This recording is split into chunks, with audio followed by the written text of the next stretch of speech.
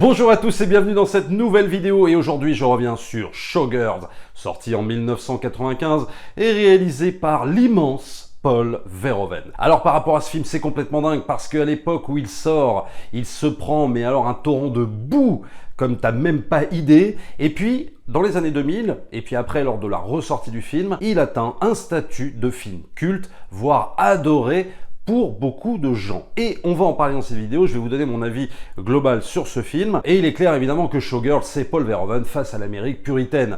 Et je peux te dire qu'à l'époque où le film sort, donc en 95, ça va, c'était pas encore comme maintenant. Tu montrais des femmes totalement dénudées pendant 2 heures de film, ça pouvait choquer, oui, mais ça pouvait à la limite passer. Est-ce que maintenant tu pourrais faire ce genre de film?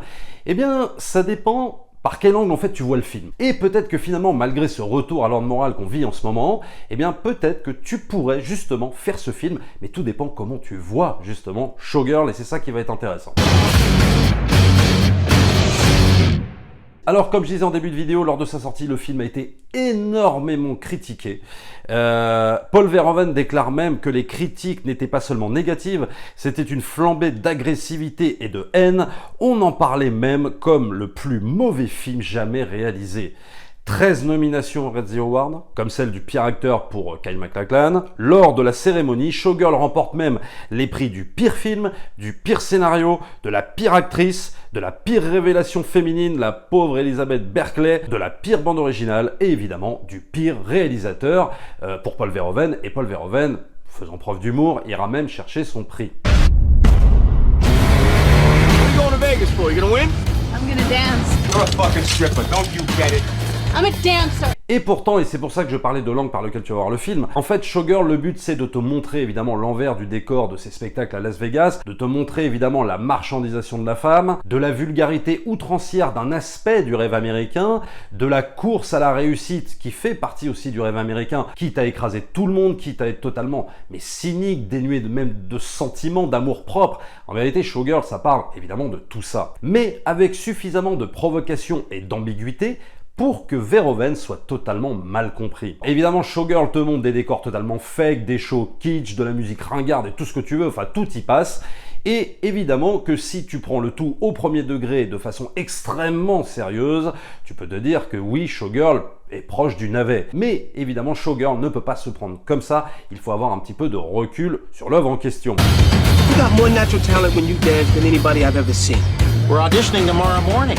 I think you should try out. Oh my god, an audition! Alors évidemment, l'image est très soignée, la réalisation est assez efficace, mais j'ai envie de te dire que Verhoeven, c'est pas du beau cinéma, c'est du bon cinéma. Verhoeven, il est pas là pour plaire, il est pas là pour te séduire par rapport à une belle histoire avec des beaux sentiments. Verhoeven, il est là pour te provoquer. Verhoeven, c'est le cinéaste du cri, du sang, du sexe. Verhoeven, c'est toujours très viscéral, c'est plus le cinéaste de la chair que des bons sentiments. Et pourtant, est-ce qu'il s'agirait de surintellectualiser ce film? Alors c'est là où je vais être moins d'accord avec cette espèce de réhabilitation du film qui s'est passée dans les années 2000 et après lors de la ressortie en salle, je crois en 2016.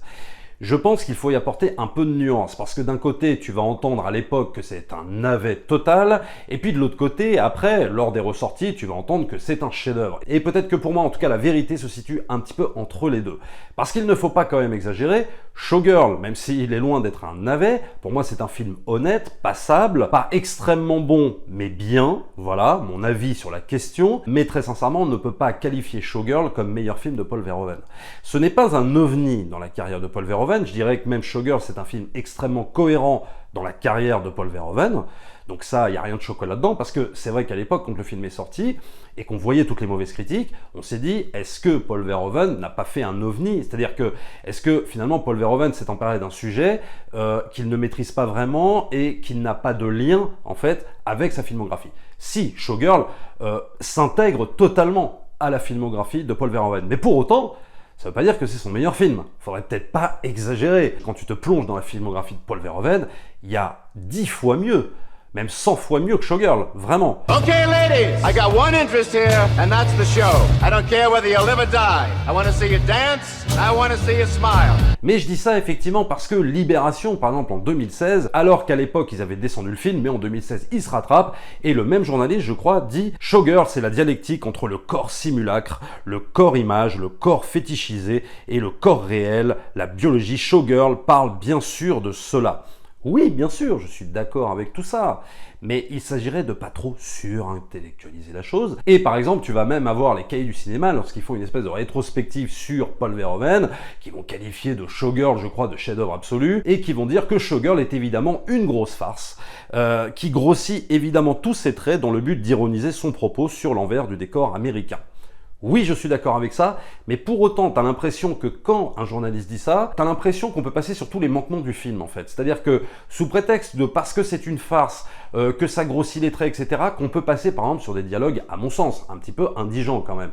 C'est-à-dire que les dialogues de Showgirl, ils sont affligeants. Et, par exemple, tu peux faire une satire, avec des dialogues forts, avec des acteurs super bien dirigés, avec une mise en scène hyper inspirée. Bien sûr, tu peux faire une grosse farce et une satire comme ça. Les frères Cohen le font, t'as plein de réalisateurs qui le font. Mais attention, les dialogues. Les dialogues, si tu veux, le problème, c'est que c'est extrêmement mal écrit, quoi. C'est archi caricatural. Donc, c'est un peu le problème, si tu veux, de ce film-là. Donc, c'est un peu facile de dire, si tu veux, ouais, mais comme c'est une grosse farce, ça va, on peut passer sur les dialogues pourris.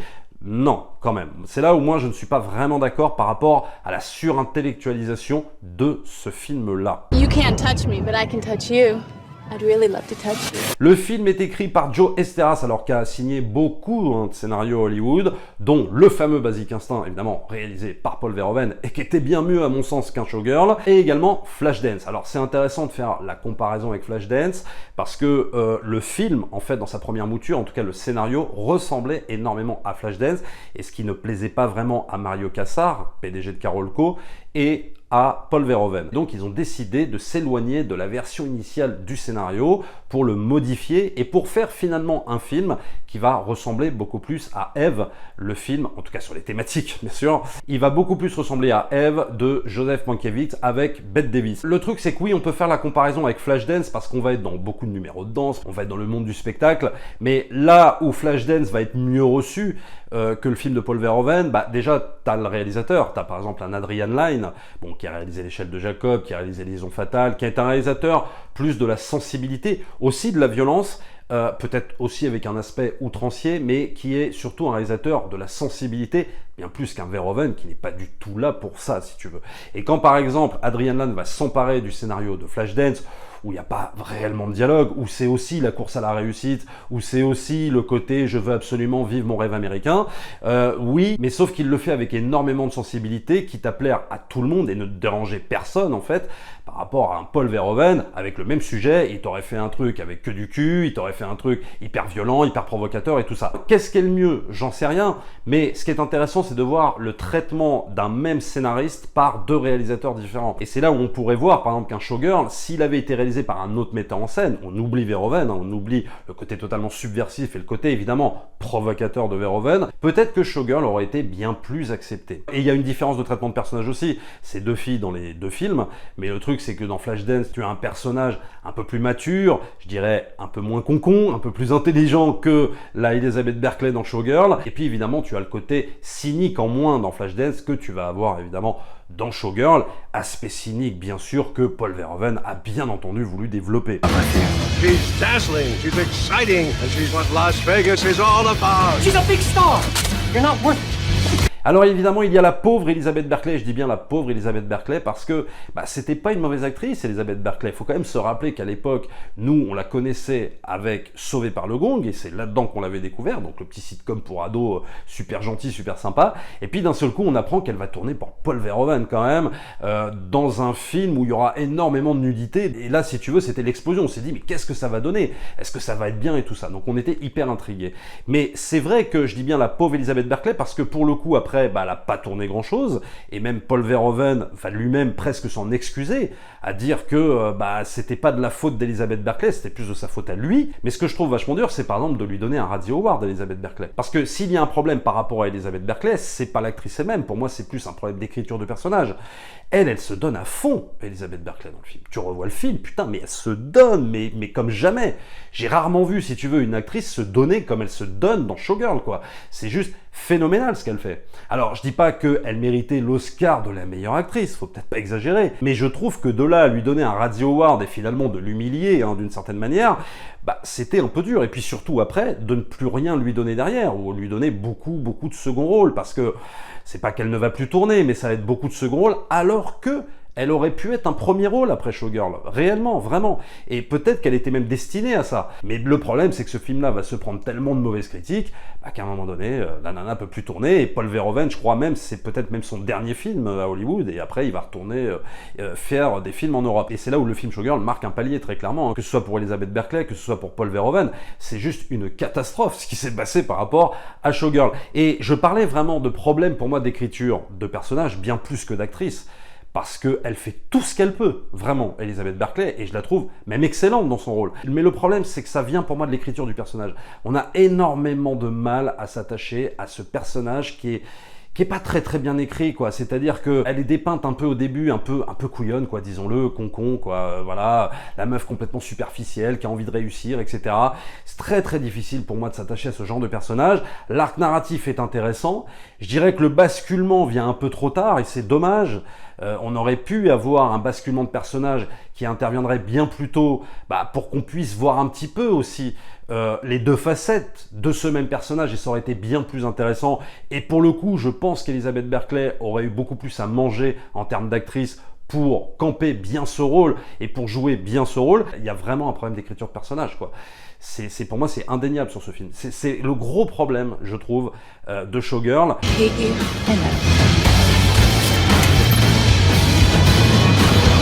Mais c'est vrai que Paul Verhoeven va avouer lui-même qu'il était totalement libre sur ce film. C'est-à-dire qu'on l'a peut-être moins cadré que sur d'autres films. Bah, il faut dire qu'il avait fait que des succès, quoi, avant. Hein. Basic Instinct, c'était un carton.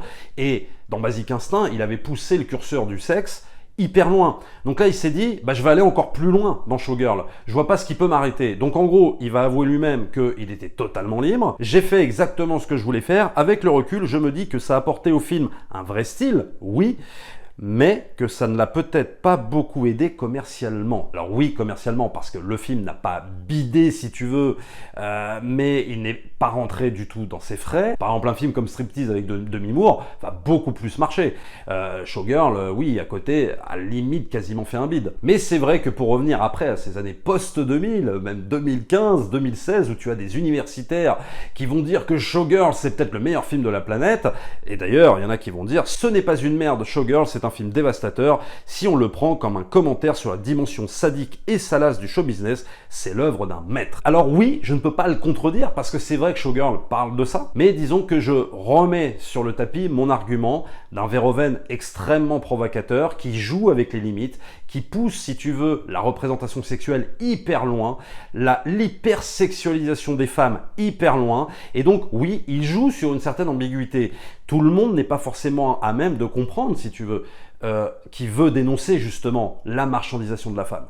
C'est pas évident, si tu veux, comme ça au premier abord. T'as parfois un peu l'impression, si tu prends pas de recul, d'un mec derrière sa caméra qui prend un pied monstre à filmer le corps nu d'Elizabeth Berkley pendant 2 heures, quoi. Bon, mais il y a, oui, bien plus que ça dans le film Showgirl. Pour autant, est-ce un chef-d'œuvre? Pour moi, clairement non. Il y a trop de défauts dans son film qui ne peuvent pas me faire dire que oulala, ça y est, c'est le plus grand film de Paul Verhoeven. Non, je vous le redis, il y a encore du très lourd dans la carrière de Paul Verhoeven. Et normalement, j'y reviendrai demain avec un film qui s'appelle La chair et le sang. Quand tu vois la carrière d'un mec comme ça, même si oui, tu ne peux pas qualifier Showgirl d'ovni dans sa carrière, c'est évident, et tu ne peux pas non plus considérer que c'est son meilleur film, quoi.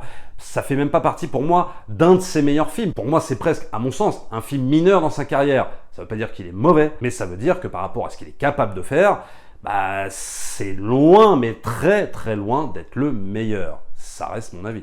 Voilà ce que je pouvais vous dire sur ce film Showgirl de Paul Verhoeven. Faites-vous votre propre avis si vous n'avez pas vu le film, bien entendu. Regardez-le, je crois qu'il est même disponible sur Amazon Prime, je crois, à me tromper. Abonnez-vous à la chaîne, likez, partagez comme d'habitude. N'oubliez pas de vous rendre aussi sur le lien Utip pour soutenir la chaîne, c'est toujours très important. Et nous, on se retrouve très très vite pour une prochaine vidéo. Ciao!